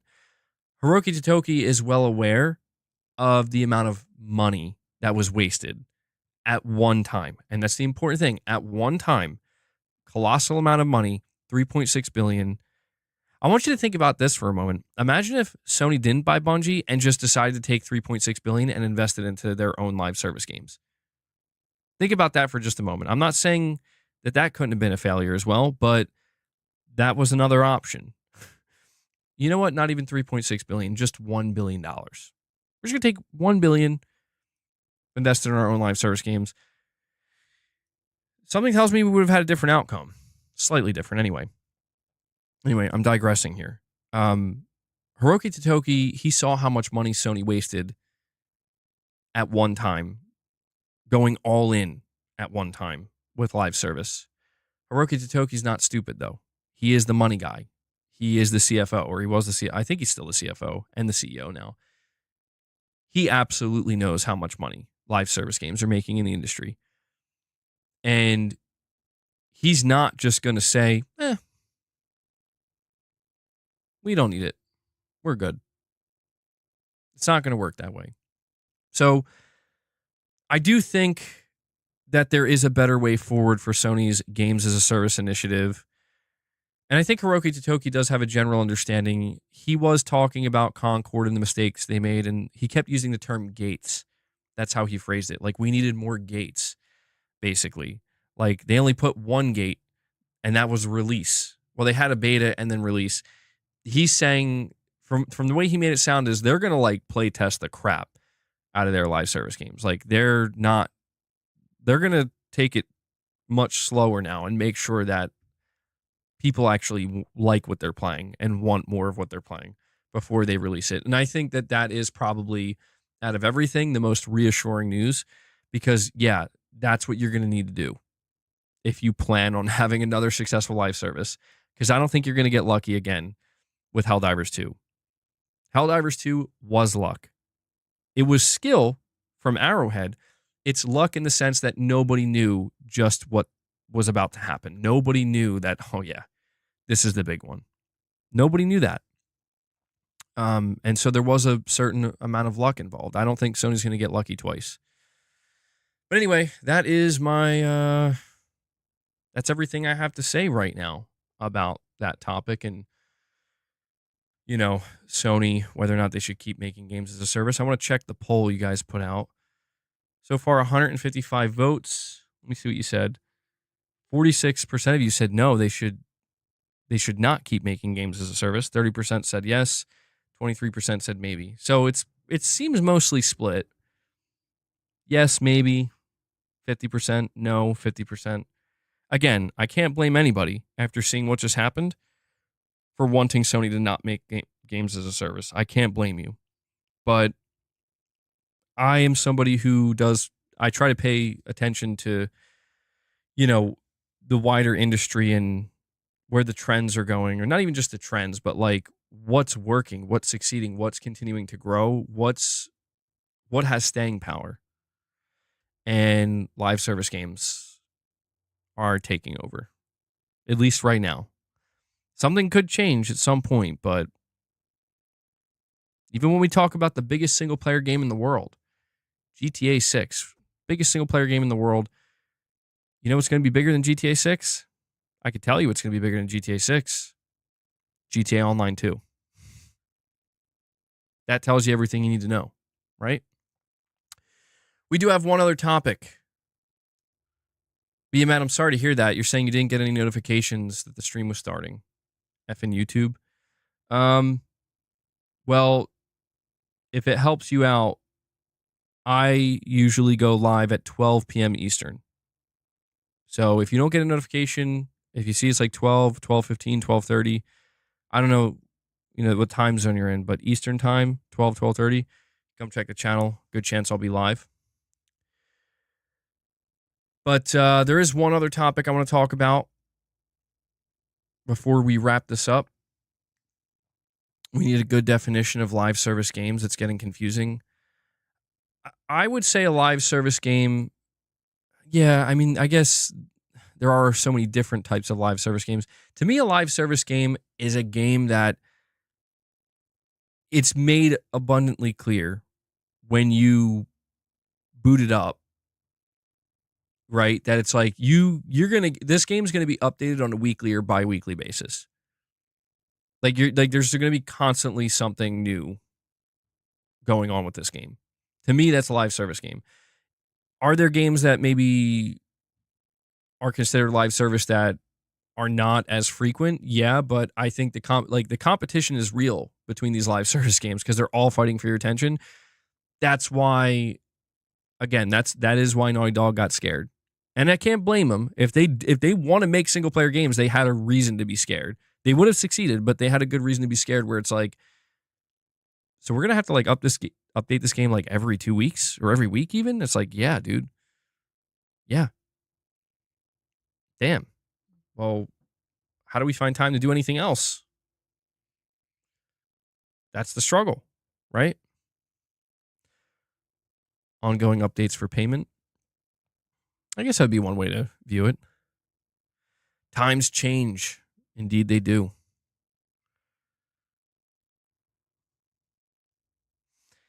I do have one other topic I want to talk about before we wrap up. That is Monster Hunter Wilds. More specifically, the immense success that this game has found. So I don't think anybody doubted that Monster Hunter would be successful. I don't think there was anybody assuming this game would fail. But what's interesting is Monster Hunter Worlds was extremely successful for Capcom.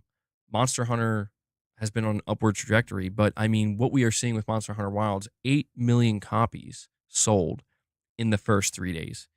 We don't have the exact platform split, but it seems to me like the majority of sales are on PS5. I could be wrong about that, but I think it sold between 3 and 3.3 million on Steam. I think those are the estimates. And around 4 to 5 or 4 to 4.5 million on PlayStation, maybe a little bit less than that. I don't think it did too great on Xbox. I don't know. We don't have the exact numbers. I've been seeing estimates floating around out there, but the point is, it's a huge success across the board. Huge for Capcom, and it's not a whole lot I have to say about it other than just like, man, it's kind of crazy to think that Monster Hunter is Capcom's best-selling series, their most lucrative, their most successful franchise ever. I think that's just interesting to me because that is not the game I think of when I think of Capcom. At least it never really was, right? I didn't play the earlier Monster Hunter games. I didn't play anything prior to Worlds, but I can tell you right now, even when Worlds was coming out, like when I thought of Capcom, like I think of Resident Evil, you know. I think I even think of something like Dino Crisis, I think, before I think of Monster Hunter.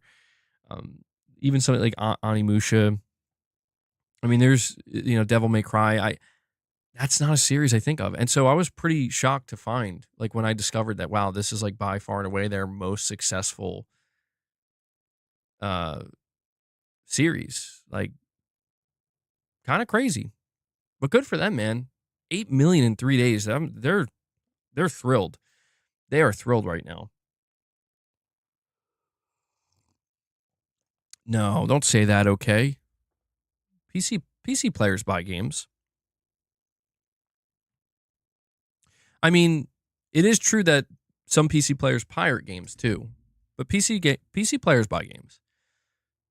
There's a reason why, when you look at the concurrent player count of Monster Hunter Wilds on PC, it was like 1.3 million. There's a lot of people buying that game, a lot of people supporting it. Street Fighter. Yes, I mean, it's interesting because it's just I don't think about Monster Hunter when I think of Capcom, but now I do. I do now. The makers of Until Dawn remake Ballistic Moon closed. Yeah, we did cover that earlier in the stream. I don't have it listed as a topic. Maybe I'm not going to switch it up, but we covered the layoffs for PlayStation earlier, and we did cover that topic.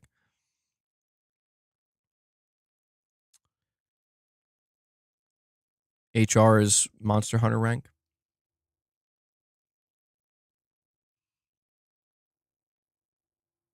Well, seeing the success of Monster Hunter, I gotta ask you guys, like, are you a little bit surprised that there aren't more Monster Hunter clones out there?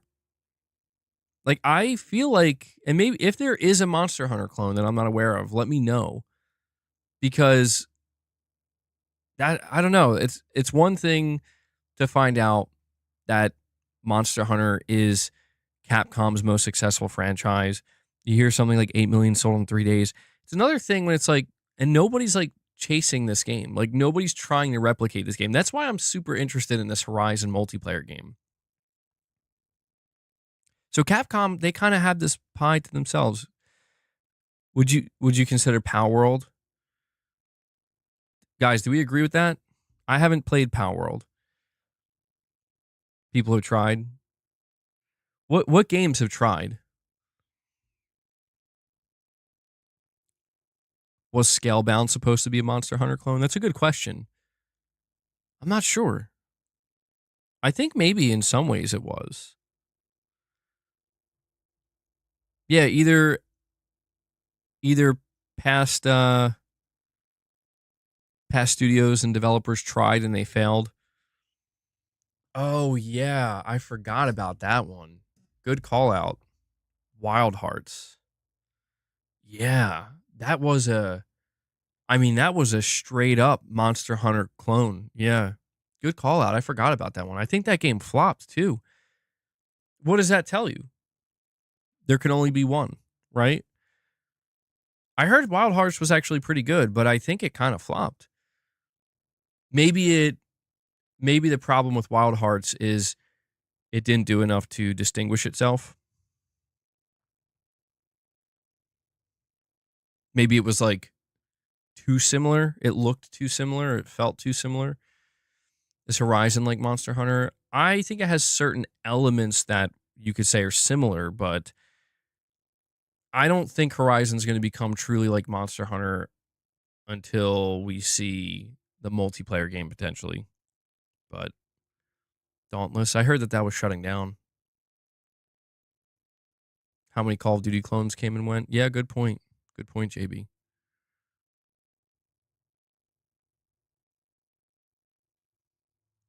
What about the Horizon knockoff game? Oh yeah, forgot about that one too.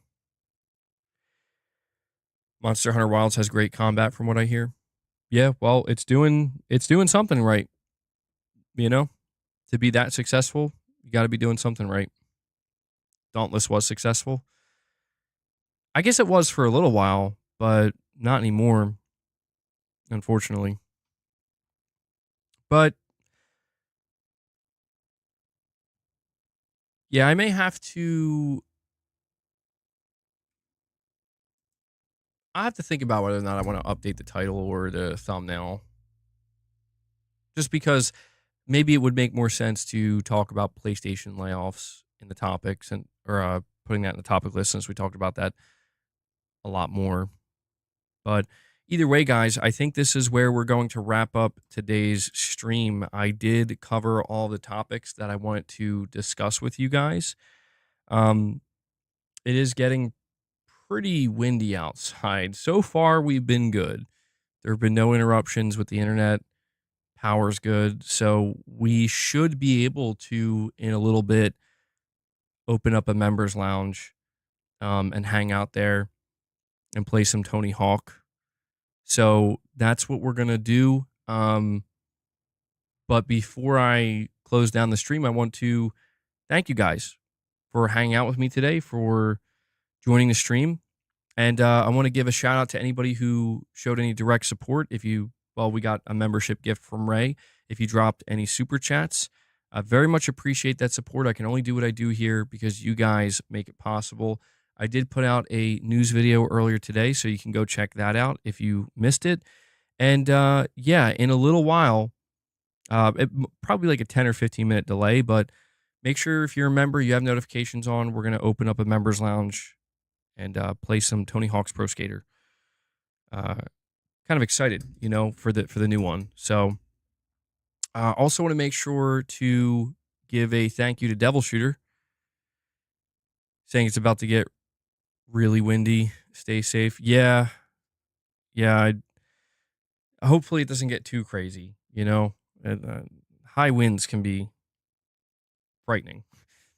And John B comes in at the end here. Says a tip. Well, I appreciate that. He drops another membership gift. John B, thank you for that, buddy. Always appreciate the support. I will add that to the counter.